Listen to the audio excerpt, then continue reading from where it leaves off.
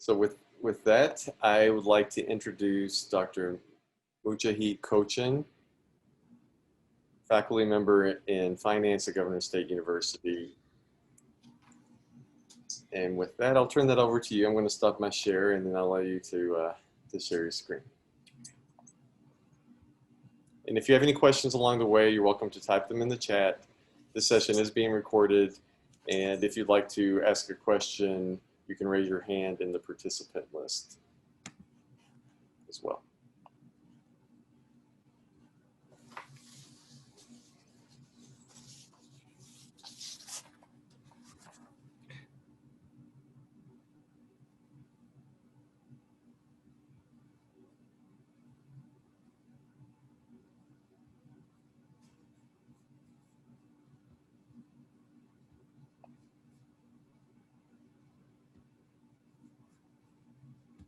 Okay, I'm seeing the PDF.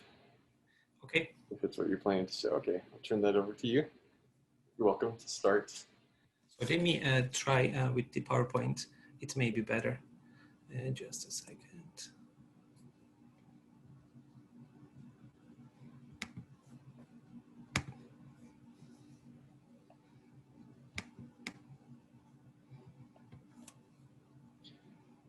And I see Alice asked about a recording for the previous session as well as this session. We will be sending out links to the recordings for the session to the participants as soon as possible, as soon as we can get that out. We're not, hopefully sometime this week. Can you see my screen PowerPoint slide? Yes. Okay. Hello, everyone. First of all, I would like to thank the Student Development Committee members and everybody involved in this, put this together. Today, I would like to talk about the systemic supply chain disruptions and effect on the shareholders' wealth, how it affects the stock prices. First of all, I would like to start with the definition of systemic supply chain disruption. What does that mean? And we will do a little market recap. We will see what happened in the stock market, bond market, and the volatilities. And then I will talk about the COVID-19 and how it is different from the other disruptions that we had before.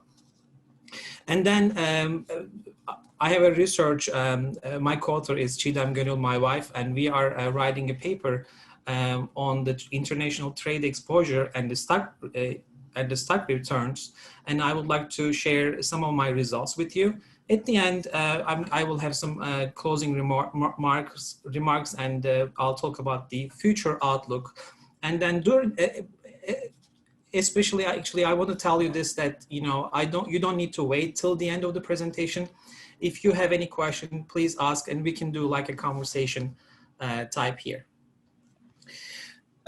First of all, supply chain disruptions are, what are they? They are unexpected events that disrupts the flow of goods and services in the economy. We have seen many disasters, man-made disasters like 9/11. So we had to close our borders, airlines, so you could not travel to other places. And we had also national disasters like 2005 Hurricane Katrina, 2011 tsunami and earthquake in Japan, and the volcanic eruption in Iceland. So what is a supply chain, systemic supply chain risk? So this is the definition from Yossi Sheffi and Lin in 2014 article. It is a probability of a supply chain disruption, which is an event that causes widespread and a sustained shortage of products or service. So these two words are very important. It has to be widespread and it has to be sustained shortage of the product and the service. So when we look at the previous disruptions, I would like to compare this to a financial crisis. So was a financial crisis of 2007 and 2008, was it a systemic risk? Definitely it was. So the Lehman Brothers collapse resulted shockwave in the economy. So it affected the other financial sectors and financial companies. And also it affected the real sectors. So for example, Ford had to suspend operations in India because of that. And also some of the Procter & Gamble and other companies, in order to save their supply chains, the companies providing goods and services to them, they had to buy equities or financially support the companies in the supply chain. So definitely it was. So COVID-19. First, what happened with the COVID-19? First, this disruption is global. It's not affecting just one geographical area. The other disruptions that I talked about, like 9/11 and tsunami in Japan, an earthquake in Japan. So these disruptions affected a geographical area. Maybe you were not able to buy some of the items that you were looking for, but you had definitely substitute. For example, after the tsunami and earthquake in Japan, the company producing the paint, the Merck, could not produce a xeralic, which is a pigment used in a certain type of colors, like silver and chrome. So in 2011, if you were looking for a chrome color or silver color car, you were not able to get the car that you like, but you had definitely a substitute. But this COVID-19 was not like this. This affected everyone globally. It affected not just one industry. It had a widespread scope. It affected restaurants, sporting events, cruise ships, airlines, education, everyone. So this is definitely different from the other systemic disruptions. And also, it affected demand and supply at the same time. So previous disruptions affected supply of a product, but we didn't have a demand shock before. So it is together. So it is much stronger. So it is not something that you can prepare for. And how do you prepare for something like this? I mean, like, do you prepare, like, okay, I'm going to close like my restaurant for like 6 months. How do you prepare something like this? So we had limited disaster planning. And also there's a discussion, was it a black swan? It wasn't a black swan, because everybody knew that we are expecting a pandemic, because we had diseases before, and we knew what was going to happen, but you could not prepare for this. And also it created contagion in the financial markets. When you look at the previous disruptions, it had limited correlation with the financial markets. When you don't think about the 2007-2008 crisis, if you look at the real sector, because the financial crisis, the problem was in the financial sector. So the government provided liquidity to the financial sector. So at the end, we were able to solve this problem. But this is a biological problem. It's created a demand shock and supply shock. This one was also creating contagion. How it was creating contagion? Let me give you an example. Let's say that you would like to sell some of the financial securities you have. So you sell a mutual fund. So the mutual fund manager has to raise cash, because they have to sell in order to raise cash. They have to sell something else, and at the end they have a portfolio that they may not want to have. So it also affects the other stocks and other financial sectors. So it creates contagion in the market. And also the companies need for longer term assistance. So it's not like a 1 month, 2 month deal. So we are talking about like maybe like a 1 year, 2 year period. So we have to provide longer term assistance to the companies, especially small business. And this came after the deglobalization trend and the trade war. March 2018, we had a trade war started with China, and this came after that. So it is not similar to anything. You cannot easily compare to other disruptions in the market. And also you can have firm-related disruptions like fire at a plant or corporate scandals. We are talking about market-wide event that's going to disrupt the flow of goods. Okay, I would like to give a quick recap of the market. What happened in S&P 500 index until the pandemic, 2019, we had 30% return on S&P 500. This is not something that you see like all the time. And when you look at the risk-free assets, you also made money in the risk-free assets. So the market was up until we heard the news, and it was a problem in China. It became a problem in Italy, and it became a global problem. So we had huge market crash.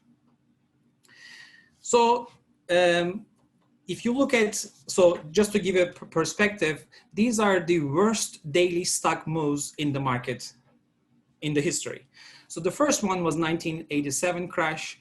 And this was more technical. It was about the index future business.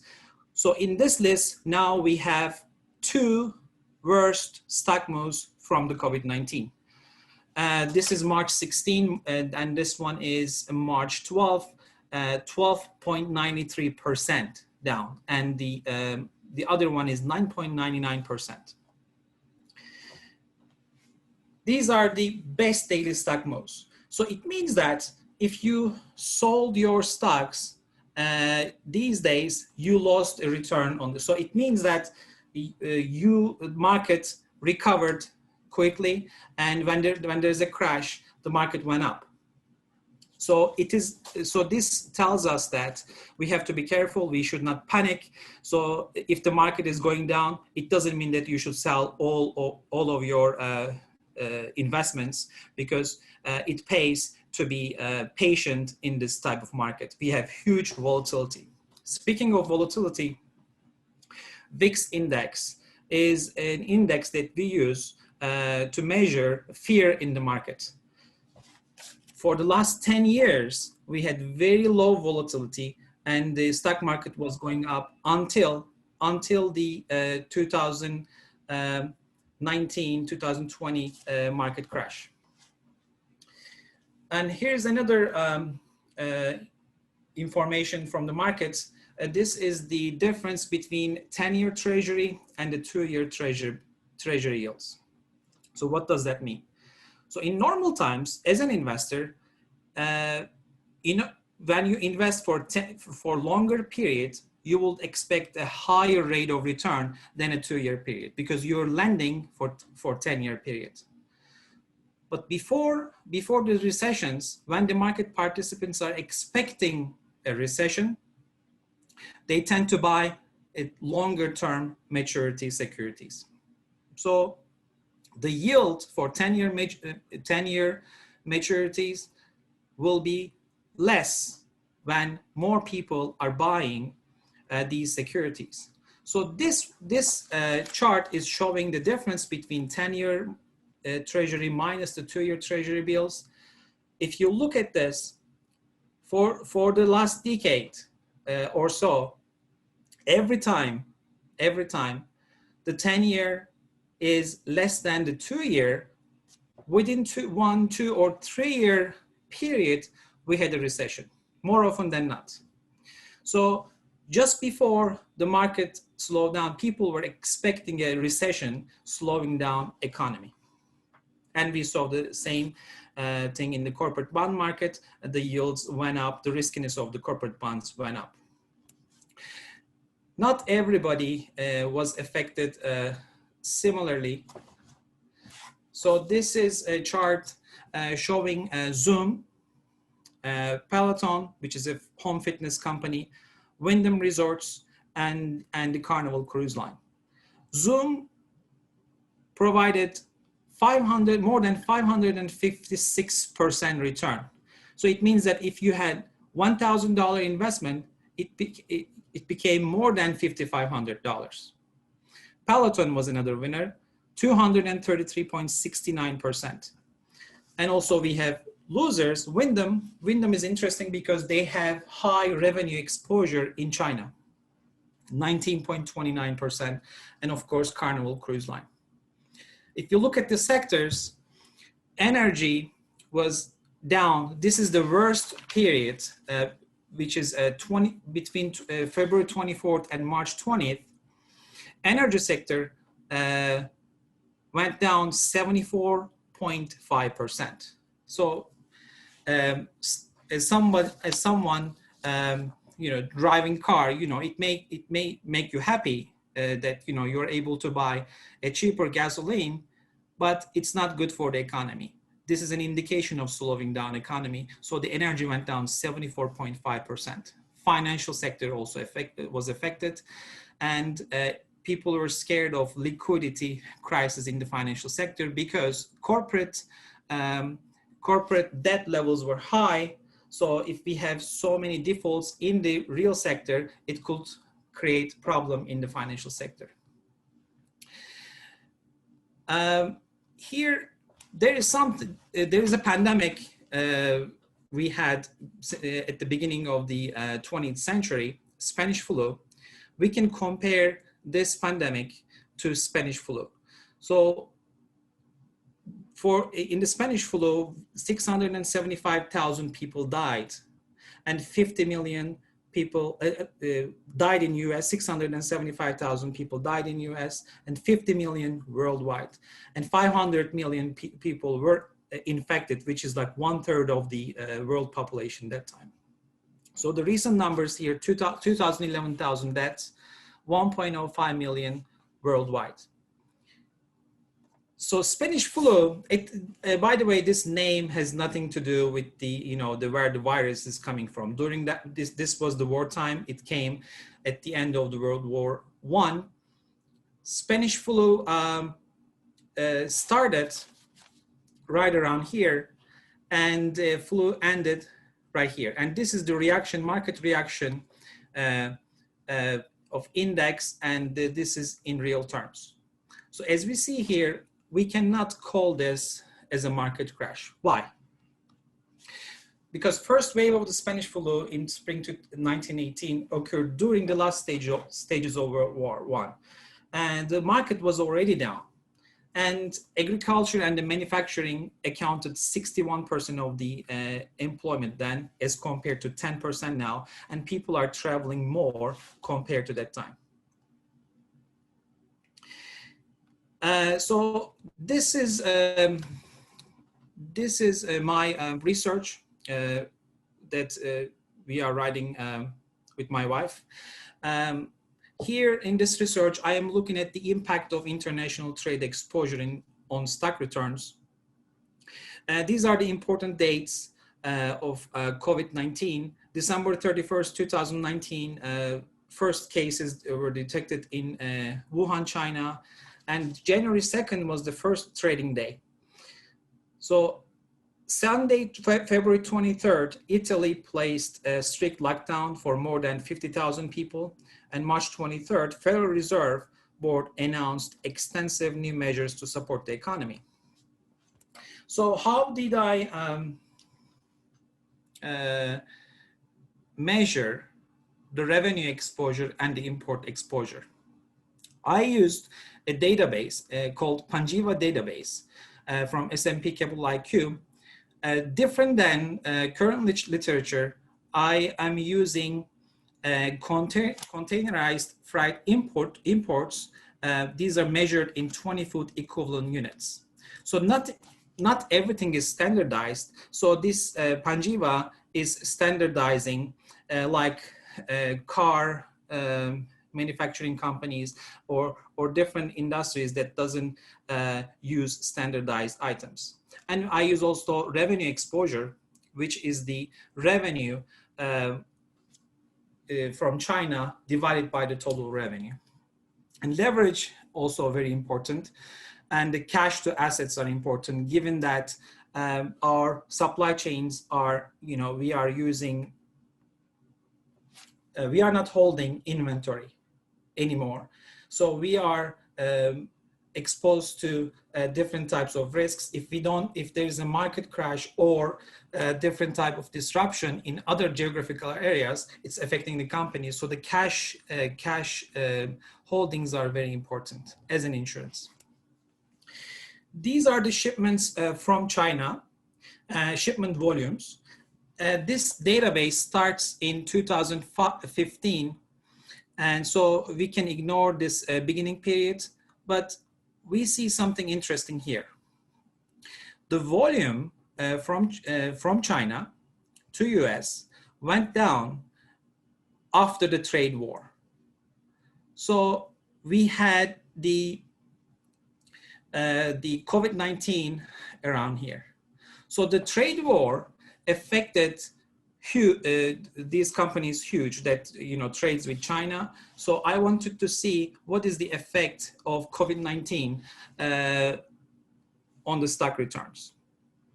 I use the returns, cumulative returns. I use different adjustments, capital asset pricing model adjustments, and the Fama-French adjustments. And here I divided the data to two. First one is January 2nd to February 21st. The second one is February 24th to March 20th. We see that revenue exposure is minus. So here the companies that have revenue exposure to China performed poorly. And also the companies with import exposure performed poorly, and this is also significant at 10%, 5% level. And the leverage was significant, and the cash to asset was significant. When we look at the February 24th to March 20th, we see that revenue exposure was not significant for CAPM and FF adjusted, and the import exposure was significant. And the leverage, the corporate debt level was very, very significant compared to the other periods. So the leverage became more important in the second period, and the cash to assets are also becoming more important during the second period. And after this, I want to show you different alternative databases that we can use to see the future performance, and we can compare different geographical areas. This is from the TOMTOM GPS services company. These are the congestion levels in Beijing. This data is comparing the current year to the previous year, 2019. So this is an alternative data that I just want to show you, because I like to look at the different databases. I like to look at different ways instead of using the data everybody knows. I think this is very interesting. I wanted to show you this. This is from Beijing. So as we see, these are the weeks of the year. So after the third week, the congestion levels were very down, and there were strict lockdowns, but steadily economy went back up. And what happened in LA? So if you look at the numbers here, so congestion levels were very similar to the last year, and it went down, and we are not going up or down, or this is the steady level. So this is where we are now. And at the end, I would like to talk about the future outlook. What can happen? What are the risks in the future? So the debt levels are very concerning. We have $10 trillion the debt levels, corporate debt, and that's actually a huge risk for the economy. So we have government support, and we have huge support from Federal Reserve we have much higher levels compared to 2007, 2008 financial crisis. So we have support liquidity support, but somebody has to pay for this, okay?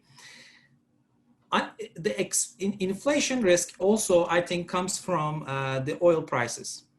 So if the oil prices goes up, that can create inflation. So this is one risk that we have in front of us. And there is also difference between economy and the stock markets. We have seen the S&P 500 index. There are 500 companies as a S&P 500 index. If you take 10 largest IT firms, if you look at the market capitalization, it's $6 trillion. What's the return, like until today, what is the return of these IT firms? It's 30% up. But 490 firms in this index, the return is -8, so 8% down.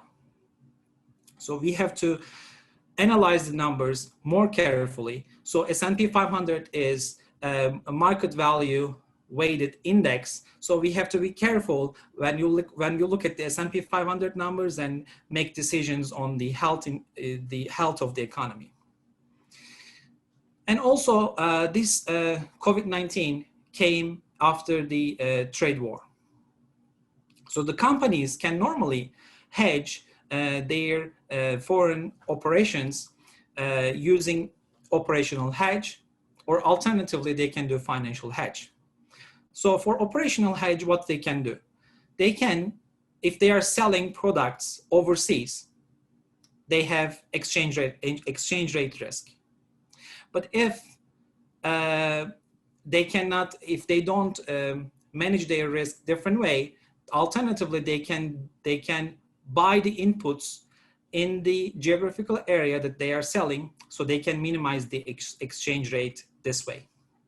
But the globalization trend is affecting this operational hedge too. The companies may not be able to do operational hedge because I think because of this trend, supply chains are not going to be like far away. People are going to bring the supply chains closer to them. So there is also financial hedge, but you have limited options in the financial hedge. So if the item that you are selling is exchange traded, it is easy to hedge your risk. You can trade in futures. But if it's not exchange traded and the liquidity is low, you cannot use the financial hedge. So there are limited options here. What's going to happen here? So we're going to see what happened in the, we're going to see the same thing happen in the insurance market. So if you can find an insurance company, you insure with that company. If you have if you have other type of risks, you're going to find another insurance company. But if you cannot find an insurance company that will that you can transfer your risk, what will you do? You will self-insure. What does that mean in this case? It means that you're going to bring the supply chains closer to you. So it's not impossible to see two supply chain in the future. So we can see companies working only with US, and we can also see companies working only with China. So it's not impossible to think about the times that, hey, I would like to hedge my portfolio. I would like to have some companies working with China and some companies working in US. So it is not impossible. I think that's where we are going.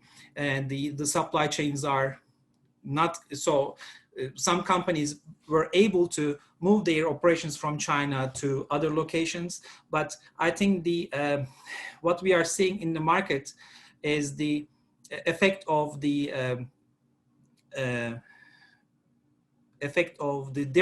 different worldviews. What we see is the nationalism, and we have the globalism. So this is affecting the financial markets, and the stock markets we cannot think about the stock returns and what will happen in the future without thinking about the political events. So, or the disputes to, election results. So these are, we have so many risks out there, and the market is up. In my classes, I definitely don't give a financial, like investment advice, because that's one of the highest risks to give investment advice.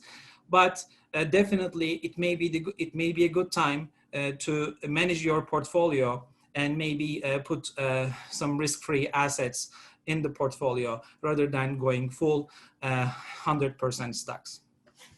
So I would like to stop here, and if you have any questions, please let me know so we can open this for discussion.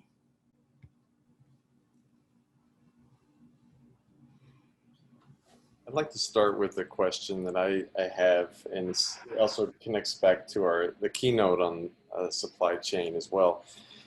There are some, you're talking about COVID and the trade war, and then some other natural disasters like the Japanese tsunami, which interrupted supply chains. How does COVID differ? We've seen some companies that are doing well, but there's a lot of talk about, we saw shortages in lots of things, but PPE and other things where we don't do any manufacturing, we don't have sources for different products on site. And how does that differ from, I remember the discussion when the tsunami in Japan happened, they were talking about, where are our supply chains and diversifying our supply chains and having different. So how does that discussion for COVID differ from those big disasters? So when you look at the other disasters, the shock was from the supply side. So the companies, they weren't able to find the products for their customers. So I think the example that I gave, like the certain type of paint of car that you cannot find. So those are the things that you can manage as a customer. So you maybe you are not buying from Ford, maybe you can buy it from another company. So the most important difference is the being supply and demand shock. So you may have the products that you want to sell, but there are no customers. And I would like to talk about some of the grocery shopping that we had a discussion earlier today. But when I look at this, it's like madness of mobs. So here, people are rushing to buy things, and they're becoming out of stock. But you may buy more than you need. Some people may buy more than they need. But it's like borrowing from future. Those companies are selling the products, they have higher revenue, but if you don't need it in the future, you are not going to go buy them. So when you look at the financial sector, so those companies actually performed poorly too. Not as poorly as the other companies, but the stock market is forward-looking. They price these things. So it's on average, they are also 20%, 30% down. But there are also there are differences compared to the other ones. It's the companies, they can provide services for working remotely, like Zoom, like Peloton. Those performances are. It may be maybe people bought more than they should, but in the long run, I think that's where the economy is going. Those type of companies are going to provide high returns in the future, but not maybe in the short term, but in the long run. There is a question in the chat from Colton. Would you say that the United States is potentially too reliant on the global supply chain? Which would explain why the global pandemic hit so hard on the country? Definitely we are. So when you look at the things that we are selling, we sell soy, but we buy soy products, but we buy every item. When you go to Walmart, like 80% of the products are coming from different countries, especially from China. So definitely we are and in the future, so you may agree with the trade war, or you may not agree with the trade war, but definitely we can agree on one thing. Companies need to think about these things. They have to look at different diversification ideas, different risk management ideas, like if they can, are they doing operational hedge? If they are able to, they should, or financial hedge, hedging their currency risk, or maybe bringing the supply chains closer to you. But we have seen many of the companies, they move their supply chains to different locations.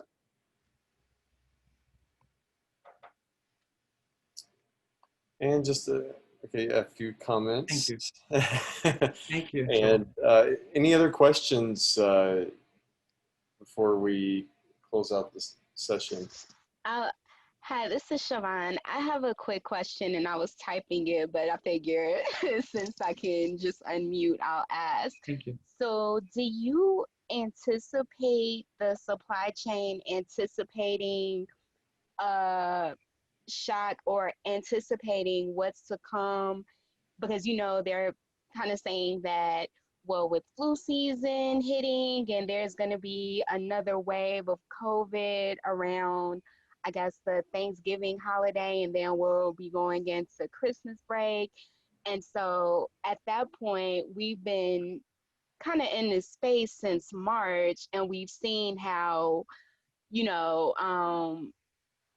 stores like grocery stores and stuff, those items aren't as scarce. So do you think that they've anticipated those warnings of what's potentially to come over the winter season, and will be a little bit in a better position than we were when it initially hit in March? I think this is a problem, a biological problem. Okay, this is so the answer is there. So how we are reacting to this? So we look at the news and we look at the hospitals, and less people are in the hospitals. So are we being careful like we used to be? So these are the questions that we need to ask. We need to look at the outside, what people are doing. We need to look at the restaurants. Is it crowded? Now we open the restaurants, so it can get worse, but definitely the first shock made companies smarter. The companies are becoming smarter on their supply chain, so it can have an effect, but I don't think it's going to be as big as that we had in the first wave. Definitely, the numbers are showing that we're going to have the second effect. But as far as financial markets, I don't think that we're going to have an effect on COVID-19. My expectation on the financial markets is this. We were already expecting the recession before the COVID-19. So the COVID-19 closed down the businesses, and the government and the Fed provided liquidity to the market. So are we going to be able to come back like we used to be, especially small businesses? So we are talking about all these aids, $2 trillion. So how fast are we able to provide that liquidity to the small businesses, which is the most important here, I think. So that will tell us what will be the unemployment numbers. Because when we look at the GDP numbers, we had the highest numbers since Great Recession. And unemployment numbers, so if you look at the numbers, it's like 16 million, 15 million, but the people are getting the COVID aid, it's more than 30 million people. So the numbers may look better than what it is. So COVID-19, the effect of COVID-19, the people are getting hospitalized, maybe low, but it can create other effects in the market, closing down the businesses. Maybe companies are going bankruptcy. So that can create another liquidity crisis. So every time that we fund the market, somebody has to pay for it. So we are basically borrowing from the future. So if the economy comes back up and it gets stronger, there's no problem. But if you look at the history, like 10 years or 15 years, every 10 years or so, we had recessions. So if this COVID-19 creates a slowdown economy, if the companies go bankrupt, that can create huge slowdown, which is going to last many years.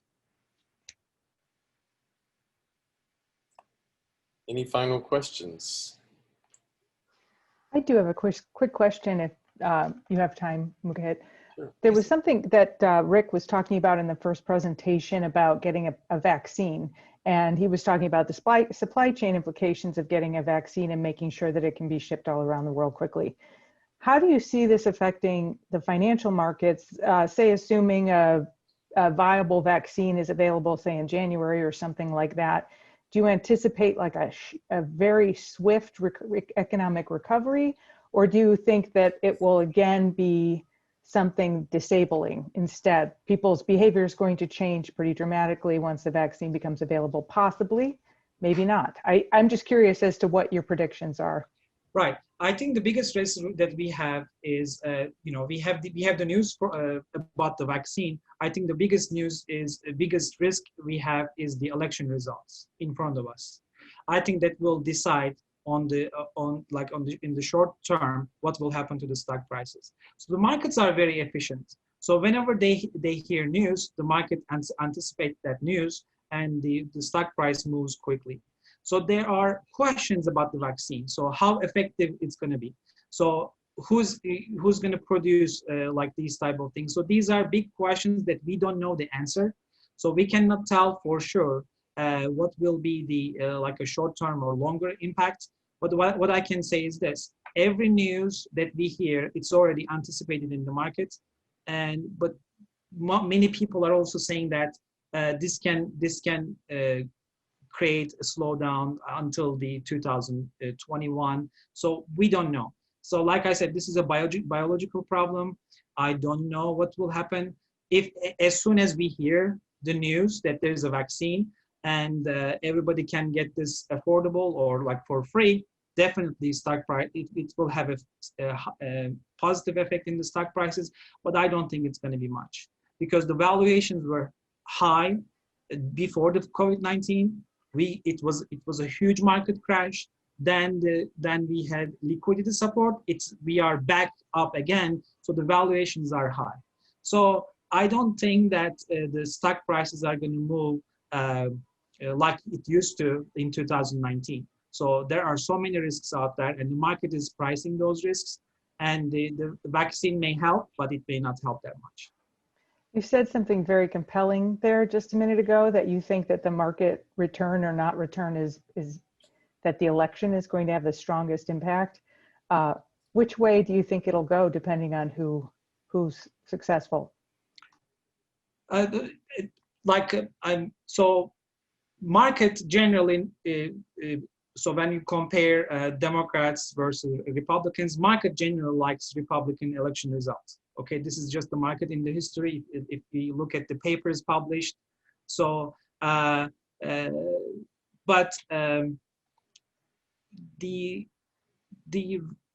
current situation is very complicated. Okay, so I think this is the two idea: globalism versus nationalism. It's not just happening here; it's around the world. So many countries like England. So it's a different effect on each country. So like if so as soon as market, so when you look at the poll numbers, there's huge differences in two candidates, but we had the same thing in 2016. So when a Republican candidate won, market took this positively. It may happen again if Republican candidate wins. But these are, market is pricing many risks, but it is hard to say that what is the result of market reaction is just purely from this, because there are many things going. So it's a noisy environment. So we have the COVID-19 going, we have the election going. Definitely it will have an effect, but we cannot for sure tell what will happen. We cannot tell for sure which one is affecting more or not. But from the previous papers and what I have seen, Republican candidate, whenever Republican candidate wins, the market takes this positively, especially they are promoting low tax levels for corporates. We had lowest tax rates. So if a Democratic candidate wins, the tax rates may go up. So it may not be good for the stock markets. You can argue about if it's going to be good for the economy, because we talked about the difference between economy and the stock market, but definitely the stock market loves Republican candidates. Thanks so much. Really appreciate it. Thank you. I don't see any other questions, or let me make sure there's no other hands raised. But so I'd like to thank Dr. Kochan for this presentation. I really appreciate it. It's very interesting. I have many, many other questions. Look forward to asking you later for more detail.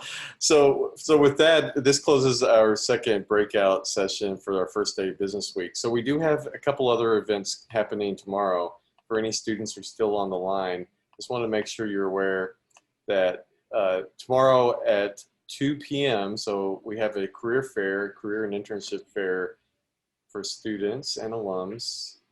And this is in our Jobs for Jaguars system. So if you haven't already signed up in Jobs for Jaguars, you need to do that now, and also upload your resume before the event. So do that today, because employers we have some great employers at this virtual career fair.